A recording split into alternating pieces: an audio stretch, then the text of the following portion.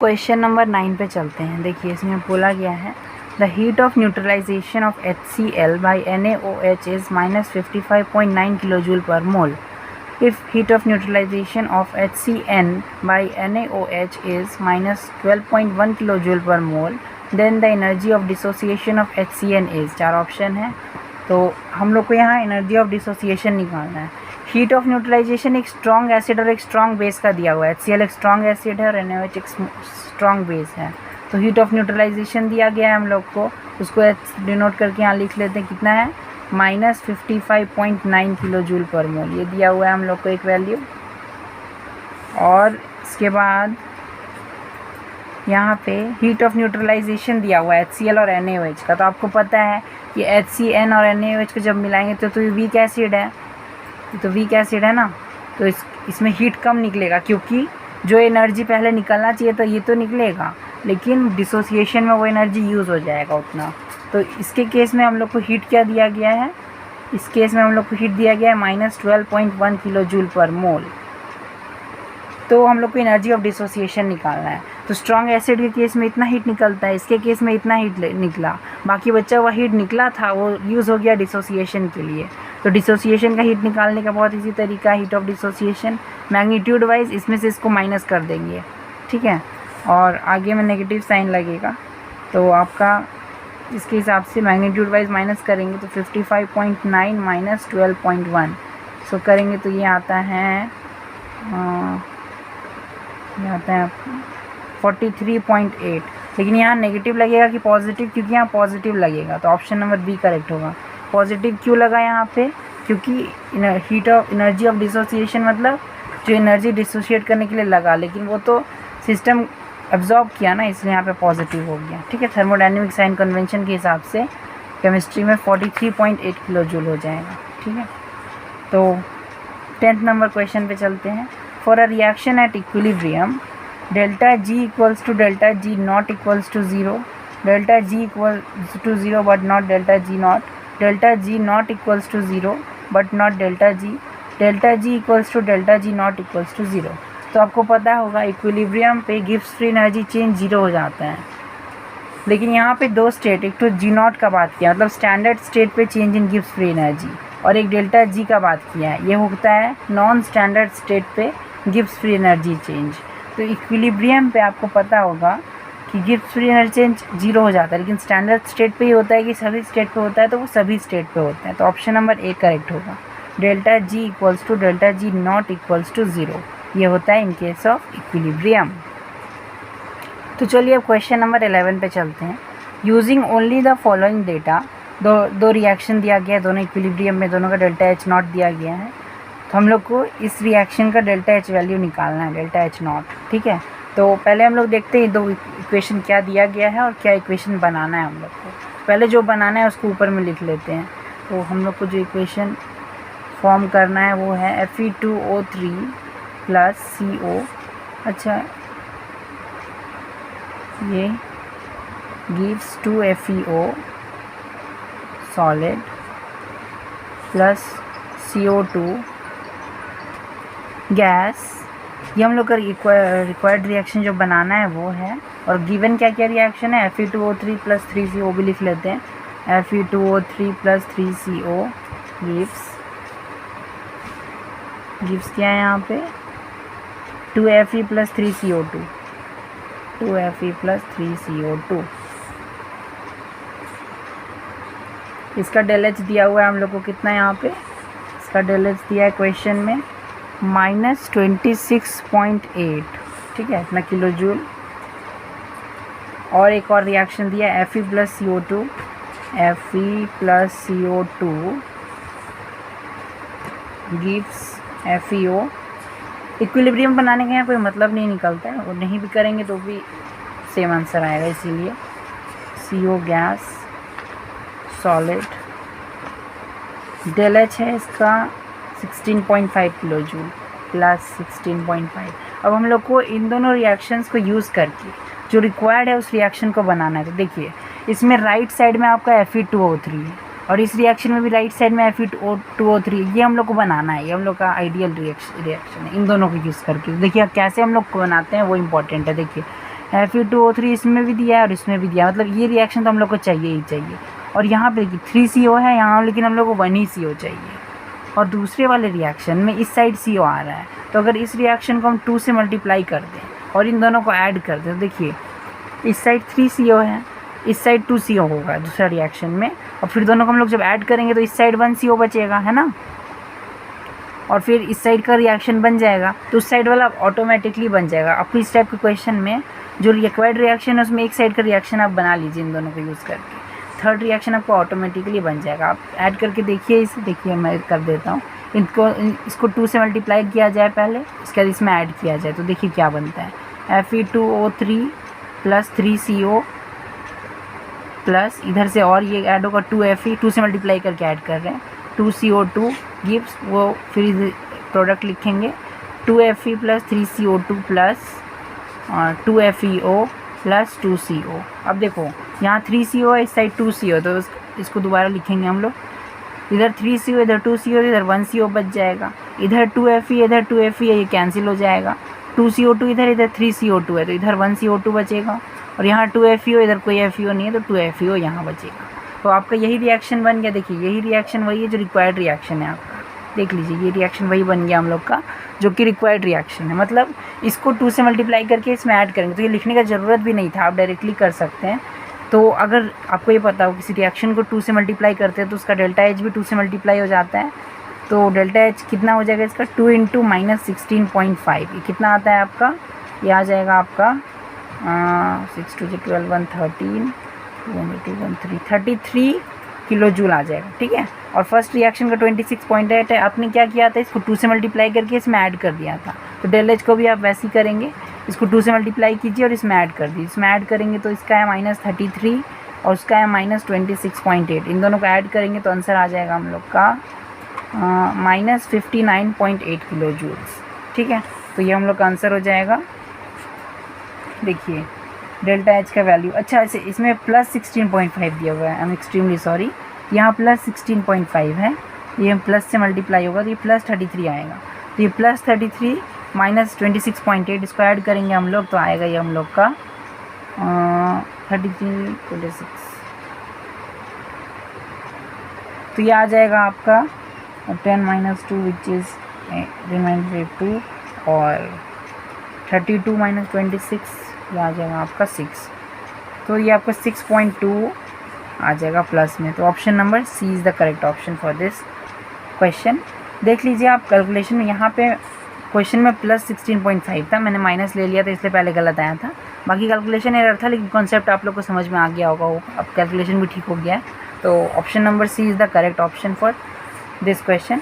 अब question number 12 पे चलते हैं, चलिए क्वेश्चन नंबर 12 क्या है पहले पढ़ लेते हैं हम लोग।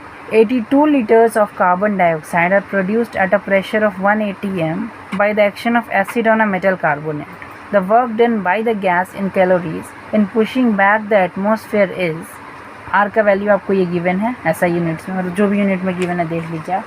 तो उसके बाद देखिए सबसे पहली बात कि आपको एक रिएक्शन पता होना चाहिए कि मेटल कार्बोनेट को जब आप हीट करते हैं, है ना, तो कुछ भी बनता है, कार्बन डाइऑक्साइड रिलीज़ होता है यहाँ से, ठीक है, कार्बन डाइऑक्साइड रिलीज़ होता है, जो कोई स्पेसिफिकली दिया नहीं गया लेकिन ऐसे ही बता दिया मैंने। मेटल कार्बोनेट को हीट करते तो यहाँ कार्बन डाइऑक्साइड रिलीज़ होता है। तो देखिए यहाँ क्वेश्चन में क्या दिया है, अच्छा हीट नहीं किया है यहाँ पे, उसमें एसिड डाल दिया गया है, ठीक है, एसिड डाल के भी वही काम होता है जो हीट से होता है। तो एसिड डाल के यहाँ पे क्या हुआ है, एसिड डाला है ना, उसके बाद क्या हुआ, कार्बन डाइऑक्साइड रिलीज़ हुआ, तो 82 लीटर्स हम लोग के पास कार्बन डाइऑक्साइड आया, ठीक है। तो 82 लीटर्स 1 atm, अच्छा प्रेशर 1 atm दिया गया है, पूरे रिएक्शन जो प्रेशर पे कैरीड आउट है by the action of acid on a metal carbonate. Work done by the gas in pushing back the atmosphere is, अच्छा कितना वर्क गैस ने किया टू पुश द एटमॉस्फेयर, ठीक है। तो देखिए यहाँ पे जो वर्क डन है वो हम लोग कैसे कैलकुलेट करेंगे, देखिए वर्क डन का फॉर्मूला हम लोग का होता है work done by the gas equals to P delta V, ठीक है। तो प्रेशर तो यहाँ मेंशन है क्वेश्चन में 1 atm, यहाँ पे P एक्सटर्नल रखते हैं हम लोग, और एट कांस्टेंट वॉल्यूम हम लोग मान के चलेंगे, मतलब एट कांस्टेंट प्रेशर मान के चल रहे हैं हम लोग, यहाँ पे हो रहा है क्योंकि क्वेश्चन में उस तरह का रिवर्सिबल मेंशन नहीं है तो ये रिवर्सिबल मान के चल रहे हैं। तो P एक्सटर्नल 1 atm है और चेंज इन वॉल्यूम अब हम लोग इसका वॉल्यूम को नेगलेक्ट करेंगे क्योंकि कार्बोनेट का वॉल्यूम बहुत कम है, उसके दिया भी नहीं गया है क्वेश्चन में, खाली कार्बन डाइऑक्साइड का वॉल्यूम दिया गया है। तो फाइनल वॉल्यूम 82 लीटर्स है और इनिशियल वॉल्यूम हम लोग अप्रॉक्सीमेटली 0 लीटर्स मान के चल रहे हैं, ठीक है। तो यहाँ आ जाएगा आपका 1 ATM इंटू 82 लीटर्स, तो आ जाएगा 82 ATM लीटर्स।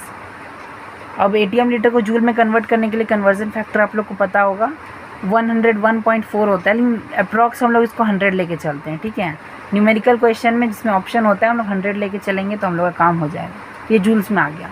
लेकिन क्वेश्चन में हम लोग का कैलोरी में पूछा गया है वर्क डन, तो कैलोरीज़ को जूल मतलब जूल को कैलोरी में कन्वर्ट करने के लिए आपको पता है 4.2 से हम लोग डिवाइड कर देते हैं उसको, ठीक है। तो अगर इसे डिवाइड हम लोग करेंगे 4.2 से, तो ये हम लोग का मतलब एग्जैक्टली तो नहीं लेकिन अप्रॉक्सीमेटली 2 आ जा रहा है। तो ये अप्रॉक्सीमेटली हम लोग का 2000 कैलोरीज आ जाएगा, कैलोरीज में हम लोग कन्वर्ट किए जूल को। तो ऑप्शन नंबर डी करेक्ट हो जाएगा क्योंकि इसमें 2000 कैलोरी दिया गया है और हम लोग यहाँ पे कैलकुलेशन अप्रॉक्स रखे हैं, लेकिन बेसिक कैलकुलेशन हम लोग यहाँ पे किया गया है। तो ये क्वेश्चन ऐसे सॉल्व हो जाएगा 2000 कैलोरी। यहाँ पे फॉर्मूला बस एक ही यूज़ हुआ है, वर्क डन इक्वल्स टू पे डेल्टा वी। यहाँ एक कन्वर्जन फैक्टर यूज़ किया लीटर ATM को जूल में बदलने के लिए, वो लिख देता हूँ मैं दोबारा।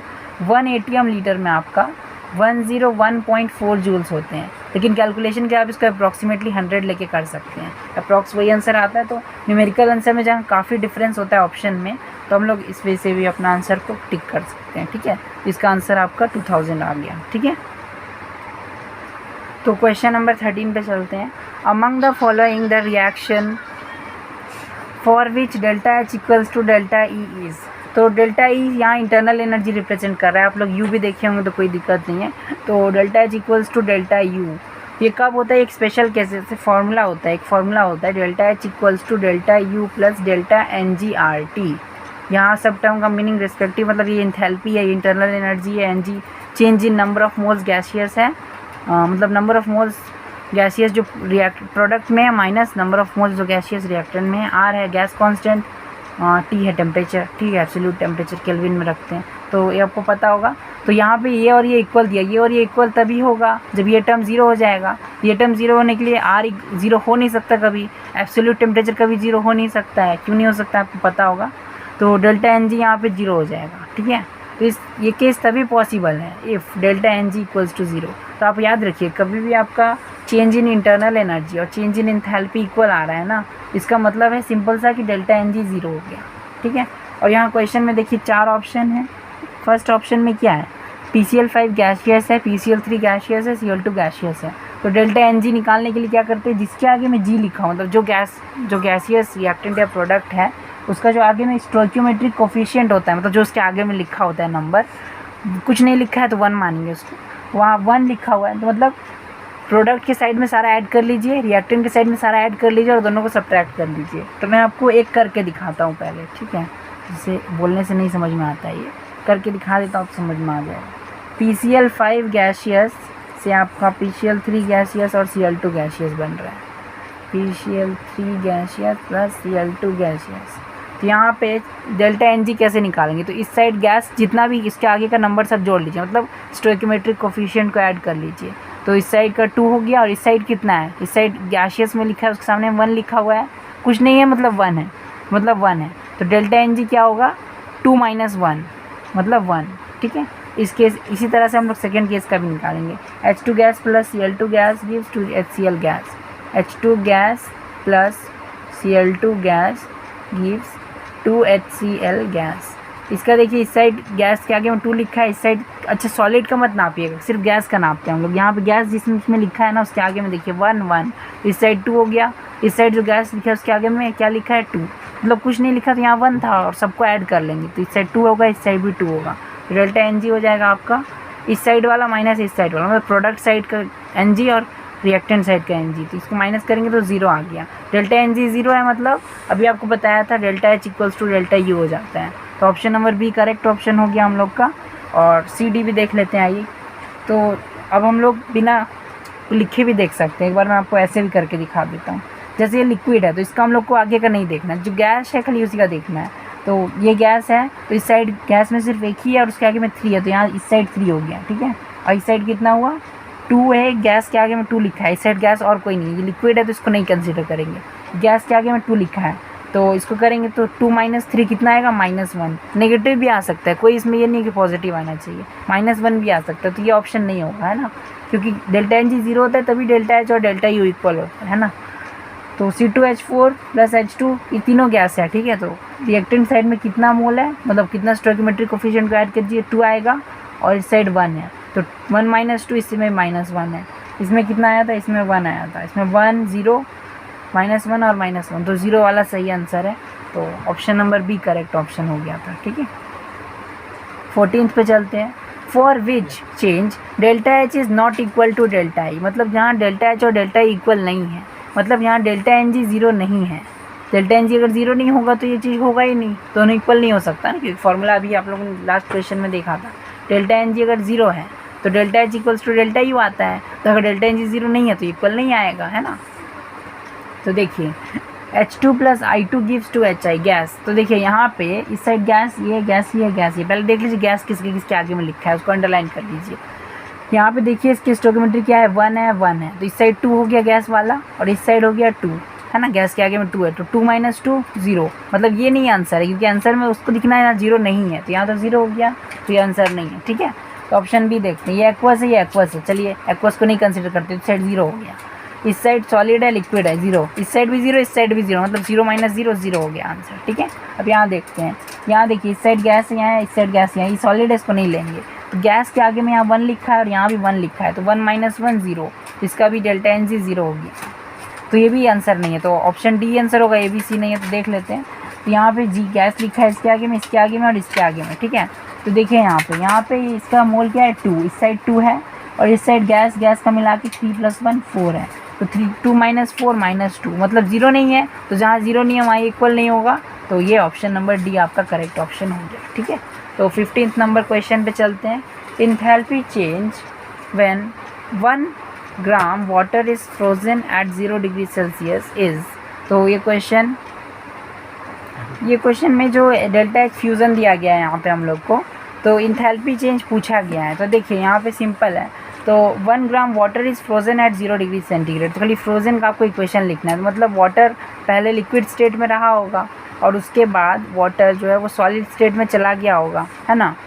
और 1 ग्राम वाटर इज़ फ्रोजन, अच्छा ये 1 ग्राम हम लोग लिए यहाँ पे वाटर, ये दिया हुआ है 0 डिग्री सेल्सियस, टेम्परेचर 0 डिग्री है, तो ये 1 ग्राम लिए हैं 0 डिग्री, है ना, 1 ग्राम 0 डिग्री ये दिया हुआ है हम लोग को, ठीक है। तो हम लोग को यहाँ डेल्टा एच फ्यूज़न दिया गया। अच्छा फ्यूज़न का इंथैल्पी कैसे डिफाइंड होता है ना, the heat required to bring about a change from solid to liquid, मतलब फ्यूज़न किस में होता है, आपका फ्यूज़न मेल्टिंग को बोलते हैं ना, सॉलिड से लिक्विड में चेंज जो होता है उसको फ्यूज़न बोलते हैं।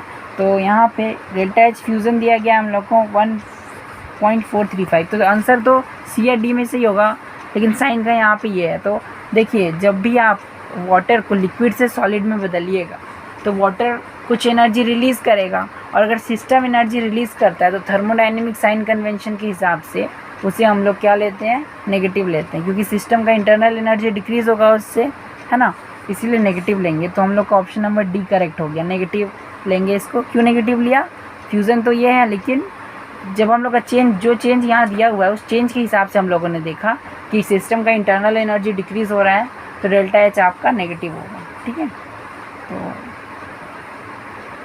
आगे चलते हैं। 1 mole of hydrogen gas at 25 degrees centigrade and 1 atmosphere pressure is heated at constant pressure until its volume has doubled. Given that Cv for hydrogen is this much and delta H and delta E for this process are, तो आप लोगों को पता होगा Mayer's relation करके एक relation होता है जो Cp और Cv के बीच में रिलेशन बताता है। Cp - Cv is always equal to R, this is the Mayer's relation, ठीक है। यहाँ पे इस क्वेश्चन में इसका यूज़ करेंगे। और डेल्टा एच पूछा गया आपसे और डेल्टा ई पूछा गया, तो डेल्टा ई या डेल्टा यू का डायरेक्ट फार्मूला होता है, ये होता है n C V delta T, ठीक है। ये फार्मूला भी आप लोग यहाँ क्वेश्चन में यूज़ कर सकते हैं। तो यहाँ पे पहले पढ़ लेते हैं एक बार अच्छा से, क्वेश्चन में दिए गए डेटा को लिख लेते हैं। 1 मोल ऑफ हाइड्रोजन गैस, मतलब नंबर ऑफ मोल्स का वैल्यू 1 दिया हुआ है एट 25 डिग्री सेल्सियस, मतलब टेम्परेचर 25 डिग्री सेल्सियस दिया हुआ है आप लोग को, ठीक है। प्रेशर दिया गया है 1 atm, is heated constant pressure.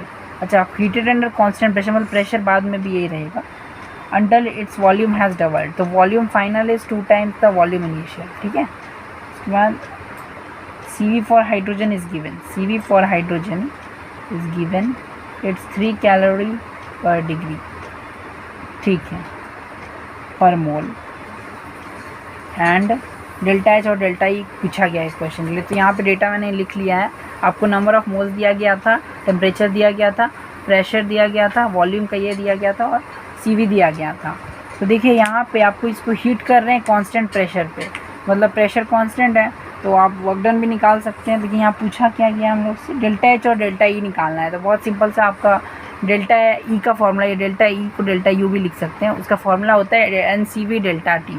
ठीक है, तो देखिए यहाँ पे चेंज इन टेम्परेचर आप लोग को नहीं पता है, फाइनल इनिशियल टेम्परेचर तो दिया है, फाइनल टेम्परेचर नहीं दिया है। तो फाइनल टेम्परेचर गैस लॉ से हम लोग निकाल सकते हैं, है ना। तो देखिए कैसे निकालते हैं, इनिशियल प्रेशर लिखेंगे यहाँ पे 1 atm, और प्रेशर कांस्टेंट पे वर्क हो रहा है तो फाइनल प्रेशर भी 1 atm है। ठीक है, तो आपको एक पता होगा, होता है P1 V1 by T1 is equal to P2 V2 by T2। ठीक है, गैस लॉ से ही निकलता है। तो अगर हम लोग इसमें सारा वैल्यूज़ पुट कर देंगे, P1 P2 इक्वल है तो ऐसे ही कट हो जाएगा, तो V final equals to 2 times V initial है तो ये कट के 2 आ जाएगा, है ना। और टेम्परेचर इनिशियल आपको दिया गया है, लेकिन इसमें जब हम लोग फॉर्मूले में रखते हैं तो हम लोग केल्विन में रखते हैं, तो 25 + 273 रखेंगे। तो इसके बाद हम लोग को ये क्या मिलेगा, 2 times 25 + 273, this will be equal to T2 in Kelvin. ठीक है, तो इसको आप मल्टीप्लाई कर लीजिए तो आएगा 50 प्लस इसको कीजिएगा तो 670 546, तो ये आपका आ जाएगा 596 केल्विन। T2 मिल गया आपको। अब सिंपली आपको NCV डेल्टा टी फॉर्मूला लगाना है चेंज इन इंटरनल एनर्जी के लिए। N का वैल्यू 1 गिवन है क्वेश्चन में, यहाँ 1 गिवन है। CV का वैल्यू क्वेश्चन में 3 दिया हुआ है ना, 3 गिवन है, 3 कैलोरी पर डिग्री पर मोल फॉर हाइड्रोजन। और डेल्टा टी निकालने के लिए फाइनल टेम्परेचर अभी आप लोगों ने निकाला 596, है ना। और इनिशियल टेम्परेचर कितना था हम लोग का, 25 + 273 कितना था, 8 एंड 9 298 केल्विन था हम लोग का इनिशियल टेम्परेचर। तो इसको आप सब्ट्रैक्ट करके देखिए कितना है ये, 3 multiplied by this will B 8 and 58 minus 29, तो ये आपका आ जाएगा 8 29 298, तो ये आ जाएगा आपका 3 × 298 विच विल बी 8 3 जा 24 95 894 अप्रॉक्स। ठीक है, तो डेल्टा यू आपका 894 आ गया, है ना। तो क्वेश्चन में आप देखिए 894 कैलोरी ऑप्शन नंबर सी में दिया है, नहीं डेल्टा यू ना है आपका, डेल्टा यू आपका डेल्टा ई यहाँ पे लिखा गया है उसको। तो 894 ऑप्शन नंबर डी में है और ऑप्शन नंबर ए में है, तो ए और डी में से कोई एक करेक्ट है। लेकिन डेल्टा ई निकालना है हम लोग तो मेयर्स रिलेशन का यूज़ करेंगे, हम लोग CP निकाल लेंगे। CP का फॉर्मूला क्या हो जाएगा, R + CV। CP हमेशा CV से ज़्यादा होता है, आप लोग को पता होगा। कांस्टेंट वॉल्यूम पे कोई चीज़ को आपको ये करना है, हीट करना है, और कांस्टेंट प्रेशर पे हीट करने पे आपको ज़्यादा ही हीट देना पड़ता है ना। इस रिलेशन उसी की वजह से आता है ये रिलेशन, तो उस पर हम लोग बाद में जाएंगे। अभी हम लोग ये क्वेश्चन सॉल्व कर लेते हैं। तो यहाँ पे हम लोग को R का वैल्यू दिया नहीं गया क्वेश्चन में, तो हम लोग R का वैल्यू 0.08 ले लेते हैं। और CV आपका क्या दिया गया है, 3 कैलोरी। अच्छा, ये कैलोरी वाला ले लेते हैं, तो ये कैलोरी में दिया गया तो हम लोग कैलोरी वाला लेंगे। यहाँ पे R को 0.08 नहीं लेंगे हम लोग, फिर यहाँ पे कैलोरी वाला आपको पता होगा R का वैल्यू कितना होता है, या फिर इसको कैलोरी की जगह जूस में कन्वर्ट ही कर लेते हैं। तो देखिए कैलोरी वाली यूनिट में R का वैल्यू हम लोग का 2 होता है, ठीक है। उसमें हम लोग CV को ऐड कर लेते हैं। यहाँ पे CV 3 दिया हुआ है क्वेश्चन में, तो CP प्लस मतलब CV हम लोग का 5 आ गया। तो हम लोग यहाँ से अब इंथैल्पी चेंज कैलकुलेट कर सकते हैं, जो हम लोग का डेल्टा H जिसको बोलते हैं। तो डेल्टा H हम लोग का हो जाएगा NCP डेल्टा T। तो ये हम लोग का क्या आ जाएगा, N तो 1 है, CP अभी निकाले 5 और डेल्टा T वही 298 जो पिछले केस में था वही है। तो इसको मल्टीप्लाई कीजिए 1490 आ रहा है ये हम लोग का, ठीक है। तो ऑप्शन नंबर कौन सा करेक्ट हो गया? ऑप्शन नंबर ए करेक्ट हो गया। डेल्टा एच 1490 कैलोरी है और डेल्टा ई 894 कैलोरी है। यहाँ पे हम लोग आर का वैल्यू कैलोरी वाला यूज़ किए हैं क्योंकि सीधी हम लोग को क्वेश्चन में कैलोरी वाला यूनिट में दिया गया था। तो आर की यूनिट कैलोरी में 2 होता है, वो 0.08 जो होता है वो एटीएम वाला में होता है, और जूल वाले में कौन सा होता है आप लोग को पता होगा, 8.314 होता है, ठीक है। तीनों यूनिट में आपको याद रखना है वैल्यू। तो जिस यूनिट में क्वेश्चन पूछेगा उस यूनिट से आप कन्वर्जन यूज़ कर लेंगे। तो चलिए आज के लास्ट क्वेश्चन पे चलते हैं, क्वेश्चन नंबर 17।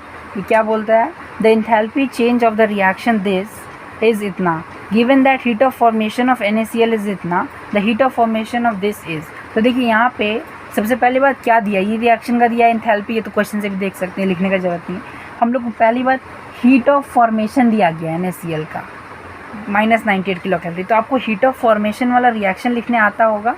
तो देखिए उसको कैसे लिखते हैं बता देता हूँ। आपको NaCl बनाना होता है, NaCl सॉलिड, और उसकी कॉन्स्टिट्यूएंट कंपाउंड से बनाना होता है। तो सोडियम सॉलिड इसका एक कॉन्स्टिट्यूएंट कंपाउंड होता है, और जो नेचर में एग्जिस्ट जिस स्टेट में करते हैं तो Cl2 गैस के फॉर्म में एग्जिस्ट करता है। और यहाँ पे हम लोग को 1 ही मोल बनाना है, तो इस तरह हम लोग हाफ लगा देंगे तो हम लोग का ये बन जाएगा। तो ये हम लोग का हीट ऑफ फॉर्मेशन, इस रिएक्शन का हम लोग को इंथैल्पी चेंज दिया गया है। Heat of formation is -98 kilo calorie. तो ये -98 किलो कैलोरी होता है, ये दिया हुआ है क्वेश्चन में, ठीक है। और ये रिएक्शन का इंथैल्पी चेंज भी दिया है। Heat of formation of Al2Cl6 का निकालना है हम लोग को। तो delta H formation of Al2Cl6 निकालना है। तो देखिए सबसे पहले जो रिएक्शन दिया इसी भी हम लोग लिख ही लेते हैं। दिया गया है हम लोग को Al2Cl6 plus 6Na solid gives 2Al solid plus 6NaCl solid, और इसका इंथैल्पी चेंज आपको दिया गया है -257 किलो कैलोरीज, ठीक है। ये दिया गया है क्वेश्चन में। और heat of formation of Al2Cl6 निकालना आपको है। तो Al2Cl6 का कैसे निकालेंगे, पहले मैं आपको वो वाला रिएक्शन लिख देता हूँ, हीट ऑफ फॉर्मेशन वाला। 1 मोल बनाना होता है इनके कंस्टिट्यूएंट कंपाउंड्स जो नेटिव स्टेट में मिलते हैं उनसे। तो एल्यूमिनियम ले लेंगे हम लोग यहाँ पे, और क्लोरीन ले लेंगे। क्लोरीन Cl2 के फॉर्म में मिलता है, एल्यूमिनियम आइसोलेटेड ऐसे ही मिलता है नेचर में। और इसको बैलेंस कर लेंगे हम लोग, ये बैलेंस हो गया। हाँ ठीक है, बैलेंस 6 यहाँ क्लोरीन है और 2 एल्यूमिनियम है, बैलेंस हो गया। तो ये रिएक्शन है हम लोग का उसका फॉर्मेशन का, इसका स्टेट भी लिख देते हैं सबका, ये हो गया, ठीक है। अब इन दोनों रिएक्शन को यूज़ करके हम लोग को थर्ड रिएक्शन बनाना है। तो ये हम लोग कैसे कर सकते हैं, देखिए सबसे पहली बात कि इसमें Al2Cl6 इस साइड है, हम लोग को प्रोडक्ट में इस साइड चाहिए। तो इस रिएक्शन को तो हम लोग को सब्ट्रैक्ट करना पड़ेगा ताकि ये रिएक्शन रिवर्स हो जाए, है ना। तो उससे हम लोग का ये इस साइड आ जाएगा, और यहाँ 6Na है ना। तो यहाँ इस रिएक्शन को अगर 6 से मल्टीप्लाई करेंगे तो यहाँ 6Na बन जाएगा, और यहाँ 6NaCl बन के कैंसिल हो जाएगा। और यहाँ हाफ Cl2 को 6 से मल्टीप्लाई करेंगे तो वो 3 बन जाएगा, तो ये भी हम लोग का सही हो जाएगा।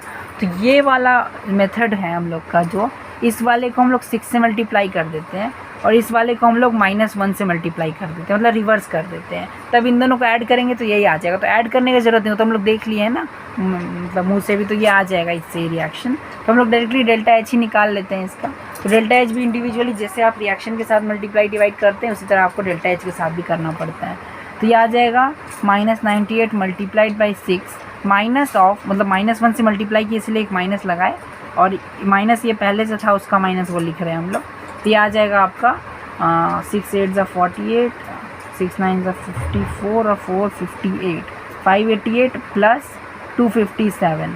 तो ये आपका आ जाएगा 8 - 7 1, 8 - 5 3, 5 - 2 3, -331 किलो कैलोरी ये आपका आ जा रहा है, ठीक है। तो यहाँ ऑप्शन देख लेते हैं। तो option number B is the correct option, -331 kilo calorie. इस क्वेश्चन से रिलेटेड एक और फैक्ट है जो मैं आपको बताना चाहता हूँ कि AlCl3 एक मोनोमर होता है ना। उसका जो डाइमर होता है ना, 2 मॉलिक्यूल्स कंबाइन करके डाइमर बन जाते हैं स्टेबलाइजेशन के लिए। Al2Cl6, हाँ ये जो डाइमर है ये इसका डाइमर होता है, ठीक है, AlCl3 का। तो ये हम लोग बोरॉन फैमिली वाले चैप्टर में देखते हैं, लेकिन ये बता दिया कि एक डाइमर है ये, इसका मोनोमर ये होता है AlCl3।